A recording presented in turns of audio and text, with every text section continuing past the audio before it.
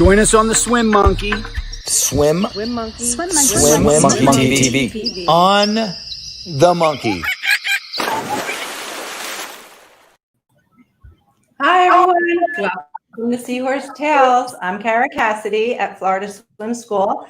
And with me today, I have our managers, Margaux McIntyre and Emerson Miyamoto. Welcome. Thanks for being here. First, I want to tell everyone how we met and know each other. Margaux, I've known since she was in middle school. And she came in for her interview. It didn't click who was walking in the door, but when she walked in my office, I was like, oh, I know you. And she said, you coached me in middle school. I was like, oh my gosh, this is great. And of course, the interview was great from there. And I feel really lucky to have her part of our team here at Florida Swim School, Margaux. So thanks, and spends almost 4 years. November will be 4 years. So it's been a great ride so far. Emerson, I met him about 4 years ago as well. My husband, Sid, was swimming at our community pool and noticed a little boy swimming really well and his mom. So he struck up the conversation, being the chatter he is, and found out that, yes, they did have a swimming background. As a matter of fact, her husband, his father, was a swim teacher at some point, a few years ago, for a very long time, but he had just stopped. So they got a conversation going, and my husband said, I think I have found somebody who wants to work at the swim school. So we met probably a few days later, and he joined in almost the same exact time, a couple months after Margaux, and he's been a manager for me since then. And again, I'm so happy to have them part of my team, and I rely on them a lot. So thank you, you too. I just want to say that. So we're talking about water safety, and during this time with COVID and people being home more than they normally are with their children, unfortunately, there's been an increase of drownings. And at first, it's hard to figure out why that's happening unless you really look into it. And it's because people are in new situations that they're not used to being. They're working from home. The kids are home all day, where normally maybe they're at school or at daycare. So sometimes you just kind of get into that comfort role, right? Where, the kids are fine, we're at home, they know where they're going. And somehow at some point there's a distraction, or you just lose track of time and your child's not being watched. So that brings us to our safety tip. Margaux, Emerson, and I have been talking about this a while, as with the rest of our staff, the importance of watching your children at home and anywhere else. So I'm going to let Margaux start. Margaux, what do you think about the tip of never swimming alone? Because not everybody feels that way, especially if they know how to swim. Yeah, I definitely think you're right. Right now, never swim alone has never been more important. With, like you said, people have been at home, they're distracted, they're stressed out. So drownings have gone up in the past few months, which just brings this to be more important than ever, especially for parents to be aware that, even if your child is in swim lessons and they know how to swim, to, check on them, keep it, have some, be out there with them with no distractions, so that, if there is an accident, things happen. They could hit their head, they could overheat, someone could pass out. You just don't know. And in the water, they go under and it's silent. You're not going to hear them from inside, or, if you're on a phone call for asking for help, because they're going to be under the water. So there's just these accidents that just happen that, I've hit my head when I was swimming, and luckily I didn't, pass out. So that was a lucky incident for me, but it's definitely something to be aware of at the pool, at the beach, any body of water, a lake, anywhere you are where there's water. You want to have somebody designated to, watch the child in the water, whether they're a baby or, adult, child, whoever it is. There should always be, somebody watching. Like, I always swim at the beach, but I try to go when there's, if Sid's there early in the morning with the swim team, like, I'll swim and someone's watching me. I know someone's there watching, or I go when the lifeguards are there. So I know there's that, oversight in the water. Well, what about at home when the parents are there and they have the young one? And, I was just reading today about the drowning statistics they're up 70% from the same time last year, from May from May to now last year, because and it actually listed all the drownings and what was the occurrence, and it was ages 3, ages 2, ages 1. Just all of a sudden, the parent didn't realize they got out the door or they got into the pool area, and they found them too late, unfortunately. But what kind of advice do you have for that situation? You have a brother who has a young one now. So what kind of advice? I mean, you'd think it would be obvious, watch your child, but you're watching and then, you do get distracted, right? Your phone beeps. You're answering it. Just one quick text message. And then, your mind wanders. Yeah, that's a good point as well. I mean, when my brother had the baby, like my mom and I were like, okay, we have to have like precautions for swimming because that's, so important to us and for anybody who has young ones. And they are, especially when they start walking, they turn 2, 3, they're pretty like, crafty. They can like get out of the door and kind of like they start, testing boundaries more. So the best thing to do is to have a pool fence, some sort of fencing around the pool area so that, and make sure it's locked at all times. Unless you're out there with them, you can open it and get in. But you want to make sure your pool is fenced so that it's, protected. And, if they do slip out the door, they can't get into the pool itself.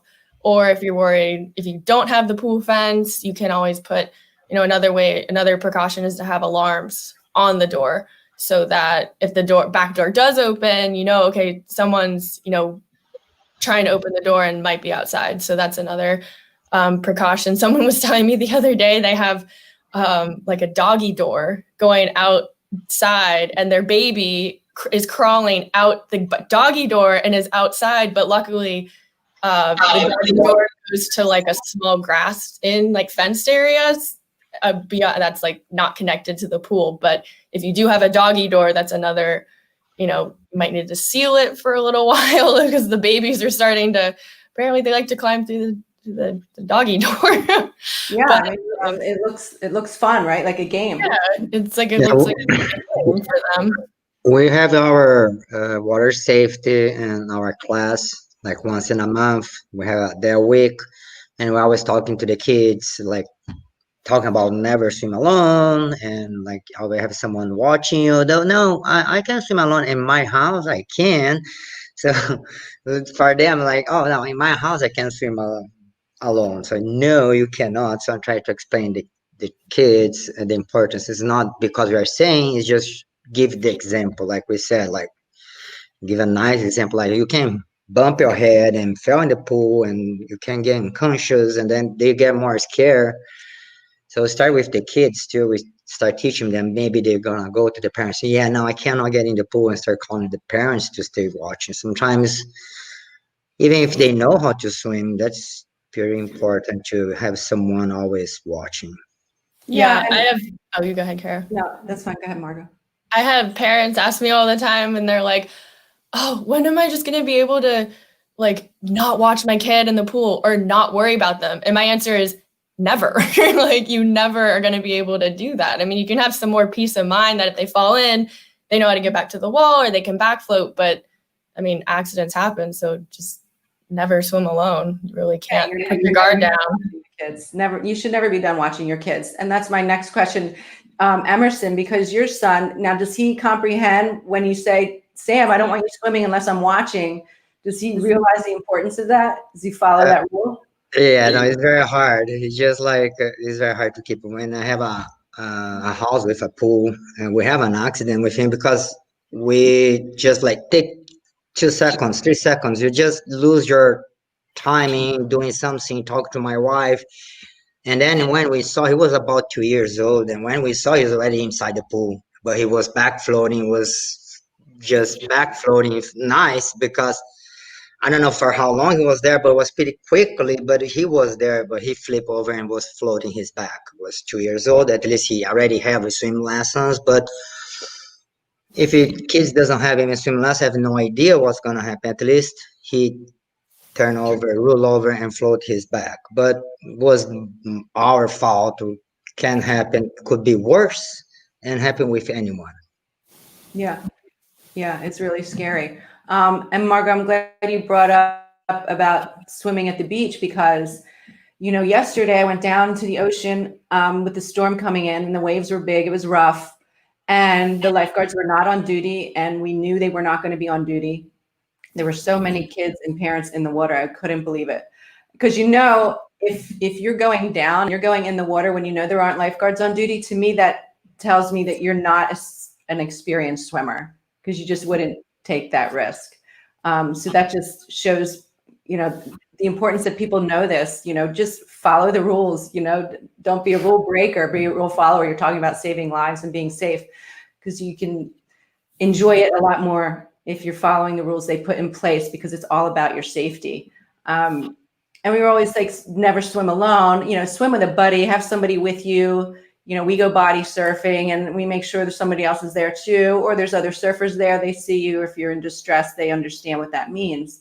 But there's some other places too, where it's about not being alone. And Margaux, you're a scuba diver instructor, certified. So they always say scuba buddies. Do people follow that? Oh yeah, there's actually a certification if you want to dive alone. It's called solo diver, and it's actually a whole nother certification to learn, how to dive safely by yourself. But the rule in scuba is you always have your dive buddy. You always know where they are. You're right next to them. And even when you're out diving off a boat, you bring a flag. And so when you're under the water, the boat on top is following your flag, so they know where you are. And if there's a ripping current and you're moving pretty fast, the boat can still follow you. So there's always someone watching you on the surface as well. And then when you're under the water, you have your dive buddy. And we always say it's, if you have like a big group, you're still going to have a certain, one or two buddies that are like, that's your buddy out of that group of like 6. And if a buddy pair goes missing, we don't worry as much as like about them as like a pair missing together versus one person missing. And if it's just safer because they're together, they can work together to get back to the surface. Or, if we do lose somebody from a group, you stay where you are for, a minute, and then the group is going to try to come and like backtrack and try to find you. But the rule is if you don't find your buddy or your group in like a minute or two, you're just going to, start going back to the surface and reunite at the surface, because it's just not safe to be in the water, especially underwater, alone. There's ocean environment's not very forgiving. There's ripping currents, sea life, with a lot of equipment, something could malfunction. So having a buddy means you have a second set of gear to share if you do have an issue. So it's a lot of, water safety and being watched and having a buddy with you as well with diving. Yeah, and I think it's important that parents are hearing about this, because you're talking about adults now that are taking it very seriously in the scuba environment. People in my realm of doing things in water, they take it seriously as well. So I think we're really speaking to the parents who don't really expect it, and how quick it is. And yeah, Emerson, your son was floating quickly, thank God. But I think it's important to I'm going to just keep stressing it. I can't even say it enough, that you have to be undistracted if you have a pool at home.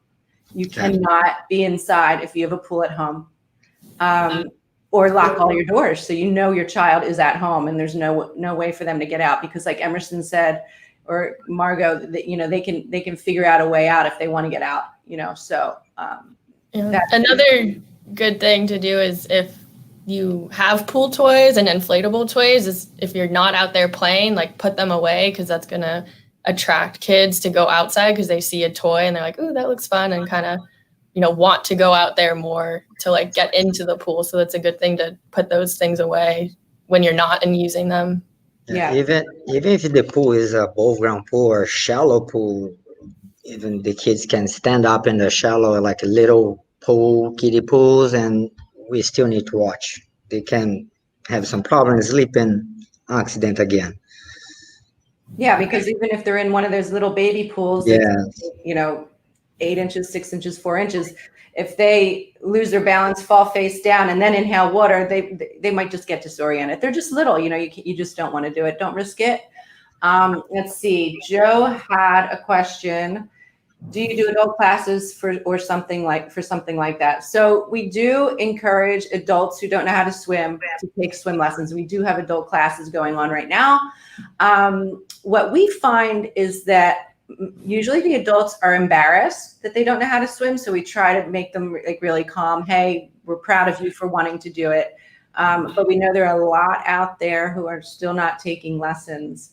Parents who have caregivers and you're able to work at your office or wherever your work is and the caregiver's at home, I'm going to stress this again as well. I've said it in the past.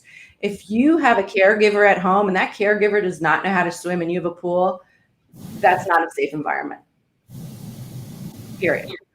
You need to get the caregiver swim lessons as well. If anyone's watching your child around a pool and they don't know how to swim, it shouldn't be an option.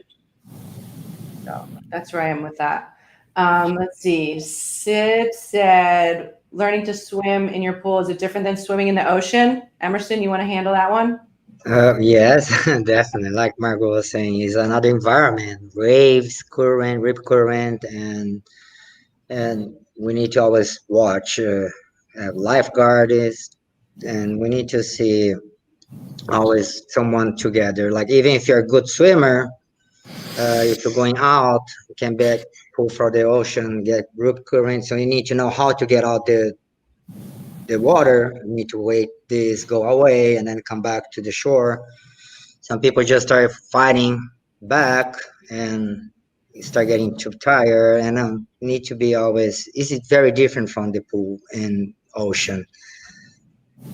And it can be fun, if you're safe and careful, it can be fun. And I like to suggest people who they're going to the beach, say hey to the lifeguard. Is there anything I need to know? I mean, you should know the flags and what they mean anyway, but say it's your first time at the beach and you're not positive or you're going to have questions just because it's your first time, you're nervous, but you want to educate yourself too. So you should ask the lifeguard. We've been doing swim lessons at the ocean. And I actually had the lifeguard come talk to the group just to give them some quick tips. And they are way open to doing that. They really like to do that because it's their job and they understand the importance of having a lifeguard on duty. So ask and educate yourselves.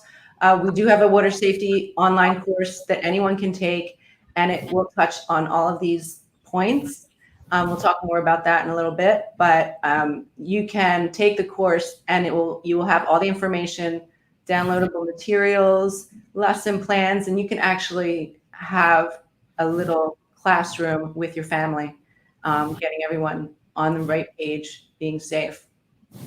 You're talking about the ocean, the pool. Even in their home pool is different from our pool and different friends' pool or water park. So it's some kids are used to swimming very nice in their own pool, but then we go on the other friend's pool, can have an accident. Like is it more deeper than the others? So has to know swimming in different environments. That's why I was asked to go to swimming school or go to friends. Need to know to be safe in the water. Yeah, it's really important. And we do teach all the different aspects of learning how to get into a pool. So if they do go to a pool that they're not used to, they're going to be able to use that skill, and that can start right at the beginning. And let's move on to that, Emerson. Like we do specific water safety skills. I mean, obviously, our lesson program is built around safety, right? We want everyone to be safe. But we also focus 1 week specifically for every single class here on water safety skills that they learn and they demonstrate. Yeah, so we always talk to the kids and make sure they understand, and we make sure they will show to us. Like even to if someone is drowning in front of them, we ask them how to do it, not to put their hands. It's just we try to show to the kids on hands-on how we reacted. Most of the kids like if you see someone drowning in front of you asking for help, you're gonna give your hands. Like 99% of the kids are like, yes, we're gonna give you hands. Try to pull the kids out. So then Jump we in just try. after them. Yeah, we I pretty much pull the kids inside the water and then just like get pretty scared. And then the second week we have to do it again. They already remember not to give the hand, start getting a tool, a noodle or the pole, something, so that way they're not gonna fall inside the pool. And once in a month, like that week, is very important. We always talk. I try to do it different skills for each week. So sometimes I have just more talking, but I always give example for the kids, like about swimming. Don't swim, like play around the drains. Give example, someone gets stuck their hand on the drain or by the belly. This happens, and then they get more attention, not just because I say don't swim by the drain. So we always try to give examples so they start understanding and get more attention on what we're talking about. Using shock value so they Yeah. stop. What do you mean drowning? Yeah. Yeah, I mean, we don't want to scare them from swimming, No. but we want them to respect it, understand it, have fun if you're safe, and you can have fun with it, and to recognize someone who might be in distress, why you won't jump in after them, because then you have two people in distress. But how can we do that? You know, we do the water safety skills. 1 week a month is our main focus. And Margaux, you do some of the child and me classes. So how are you doing a water safety skill with parents in the water too? So during Water Safety Week, a lot of the water safety I do with them is talking to the parent about water safety, like what they can do at home to protect, their child from, getting out, like the pool fence and the alarms like we talked about. And I kind of like to talk to the parents about, what they do at home themselves. And they kind of open up about, oh, my kid got out the doggy door, my kid wears a swimmy, they wear a life jacket. So it kind of opens up the conversation. So they kind of, discuss it more and kind of tell me more about what they actually do at home. So I can say like, okay, if you have a flotation, don't wear like the arm floaties, make sure we have the life jacket. We actually have one here just to show the parent that it's Coast Guard certified. So they know like, okay, it has to have that stamp. So they know it's safe and, a tested flotation device.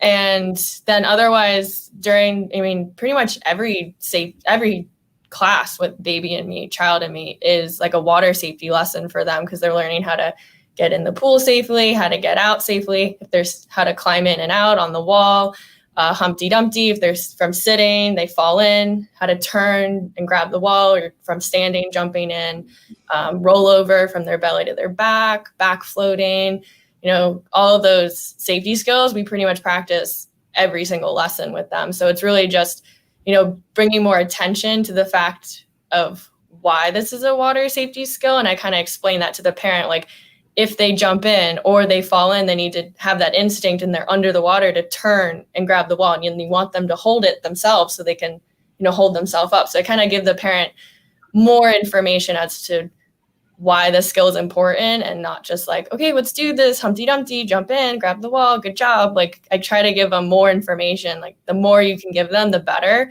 and the safer they're going to be. But sometimes what we do is we allow the kids to wear clothes while it's Water Safety Week, and that's a really good, way to practice as well, because they might fall in and not have their goggles and the bathing suit on, and they might get disoriented because the clothes weigh them down and the shoes. So, it's good to have them practice with the clothes on, so then they don't, they have that practice and feeling in the water with the clothes on, because it feels different. So that's always a good way to practice water safety with them. Even the babies, they would come in and like wear their onesies and like little shoes and like have them just do Humpty Dumpties and back float doing it like that. So they, feel it in the water. Yeah. How about what we're dealing with now with the goggles coming off during lessons? It's a lot of crying. Yeah. Crying, but I can't believe how dependent these kids are getting. I literally, when it's time to do the jumps in my class, they all look and they're like, goggles off. And they're always like Their whole cry. face is like they're just gonna cry. I'm like, it's okay. I mean, I can't.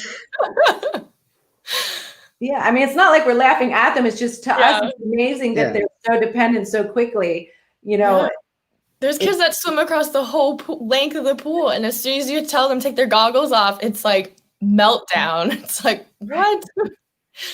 right. But that's But very nice. We have to keep doing that. Yeah. And especially when I notice the kids are start too much with depending with the goggles, then I like, okay, let's do it more Take it often. off. yeah, Like in and out, so they get used to. yeah, for sure. I mean, we know it can bother your eyes. I just say, hey, just close them real tight. You don't have to open them, but they end up opening them Yeah. anyway. Excuse me. And that's a good thing too, just so they can see what it's like. But it's really tricky though, isn't it? Because I've had kids who in the beginning didn't want to put their eyes down, and you're like, all right, get them some goggles, because then they'll see how easy it is to look down, and then it becomes a dependency. So we really have to be careful that you're doing half goggles, half no goggles. You know, we just keep doing that with our kids. Joe had a course. He had to do 30 minutes with long pants and long shirts. That's a long time. Did you pass, Joe? Well, that's a long time. But hey, you know what? You remember it, right? And that's why it worked. So you were 9 years old. Good for you. That's awesome. So yeah. And then let's see, with the water safety skills we're doing, you know, I have adult classes right now, so I'm just constantly trying to educate them on what water safety is. I think they get it just because they're nervous to begin with.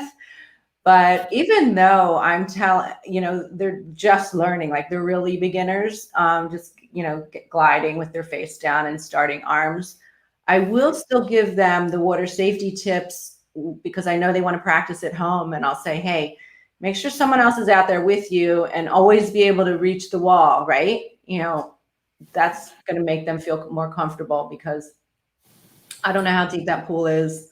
I might ask them, but they might not know for sure. So that kind of thing is really important too. And I end up doing that with even our younger ones.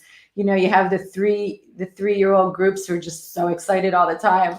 And, you know, when it's not their turn, they want to go under. And I'm like, okay, if you're going under, you better keep one hand on the wall, you know, always, you know. So we're constantly, and I think that's a good thing. And I'm sure that all swim schools who are doing what we do are reminding the kids, you know, hands to yourself, keep one hand on the wall when it's not your turn, or, you know, all these little tidbits we remind them is so important. And I do believe that they get it, because I've had parents, and I'm sure you have too, you hear parents come in like, oh, they're trying to teach me at home and telling me I'm doing it wrong when they're trying to teach their parents. It's so funny. It's good stuff.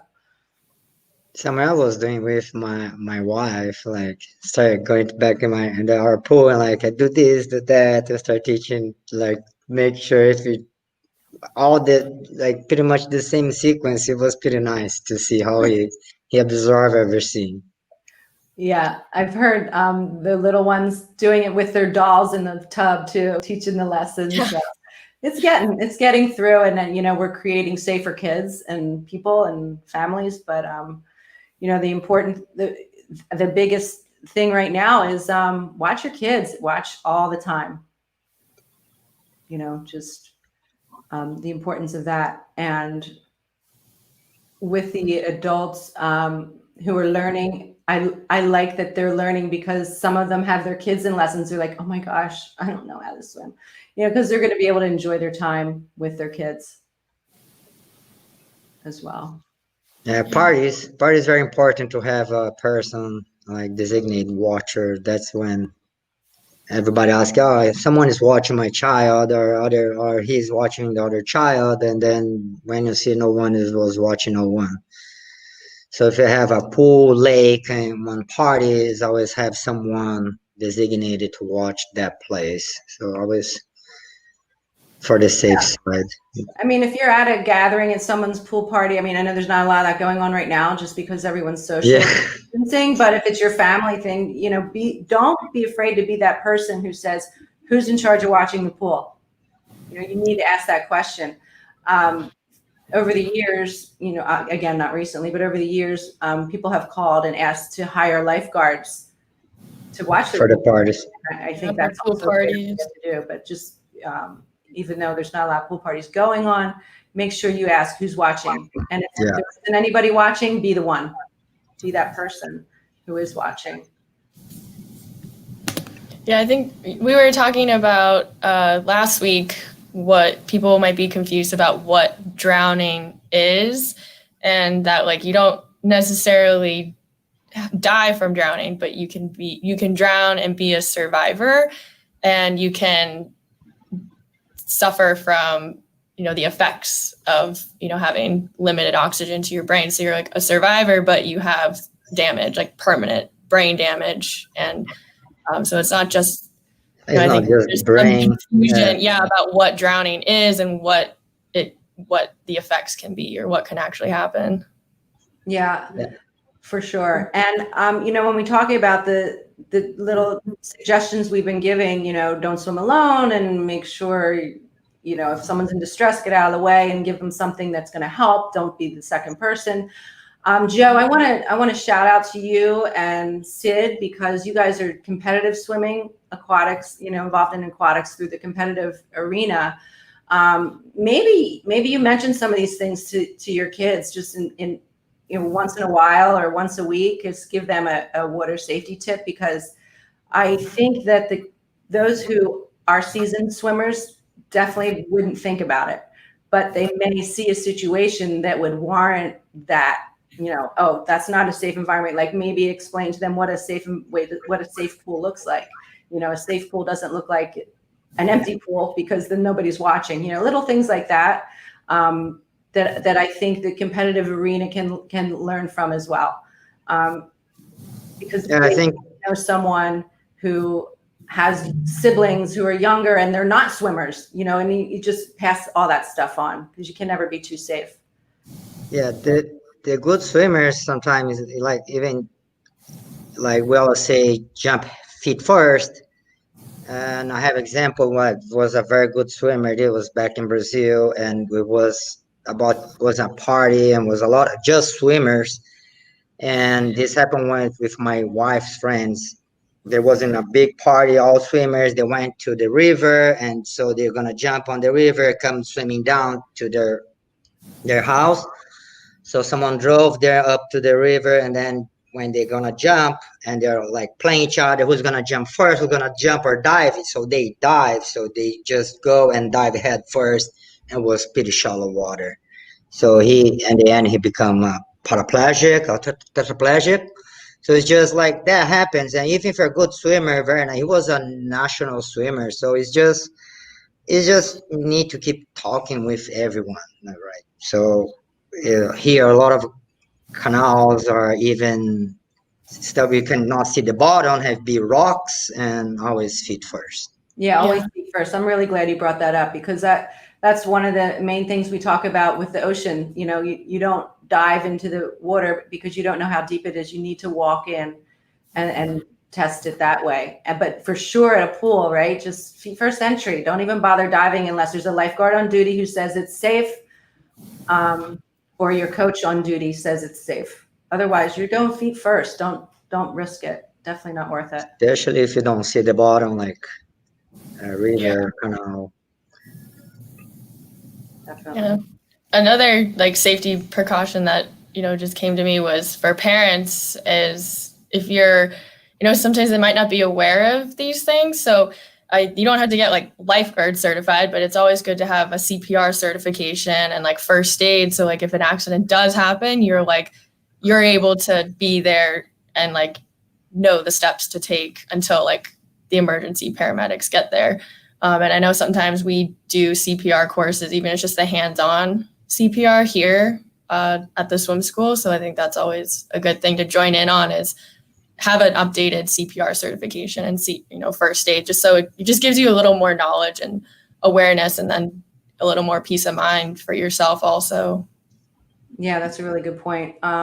Definitely. And even if you don't have the time to do the full CPR certification, yeah, there are online courses to give you just some tips on recognizing and learning the CPR part of it, the compressions. I want to explain a little bit more about the online course because there's a lot of the safety stuff in there.